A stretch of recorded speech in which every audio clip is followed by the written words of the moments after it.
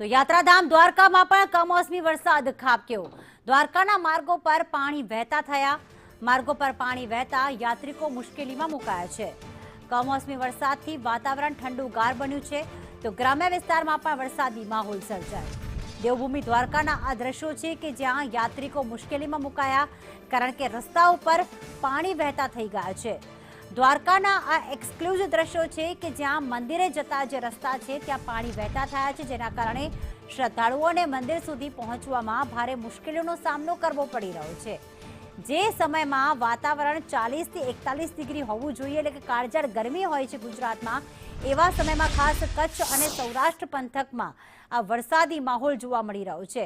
દ્વારકામાં એક તરફ પાણી ભરાવાના દ્રશ્યો અને બીજી તરફ ક્યાંક ખેતીના પાકને નુકસાનની ભીતિ પણ સેવામાં આવી રહી છે। આ કમોસમી વરસાદ મુસીબત લઈને આવ્યો છે, મુશ્કેલીઓ લઈને આવ્યો છે।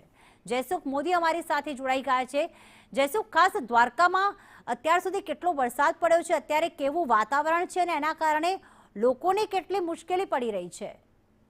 જી પ્રીતિ, વાત કરવામાં આવે તો દેવભૂમિ દ્વારકા જિલ્લામાં હવામાન વિભાગની આગાહી અનુસાર આજે બીજા દિવસે પણ કમોસમી વરસાદ છે ખાબક્યો હતો। વહેલી સવારથી જ વરસાદ જે આગમન થતા અનેક સ્થળોએ જે છે પાણી ભરાવાના પણ બનાવ બન્યા હતા। ત્યારે વાત કરવામાં આવે તો યાત્રાધામ દ્વારકાની અંદર પણ ભારે વરસાદ પડતા યાત્રિકોને પણ હાલ મુશ્કેલીનો સામનો વેઠવાનો વારો આવ્યો હતો અને વહેલી સવારના વરસાદ વરસતા લોકોને પણ જનજીવન પર અસર પડી હતી। અને ગ્રામ્ય વિસ્તારની જો વાત કરવામાં આવે તો ગ્રામ્ય વિસ્તારોમાં પણ ભારે ધોધમાર વરસાદ પડ્યો હોય, જેને લઈ અને ખેતરો પણ હાલ અત્યારે તળાવ સમાન બન્યા છે અને મોટી સંખ્યામાં જે છે વરસાદ વરસતા ખેડૂતોને પણ તે મોટી નુકસાની વેઠવાનો પણ વારો આવી શકે છે। જી પ્રીતિ, આભાર તમામ વિગતો માટે જયસુખ।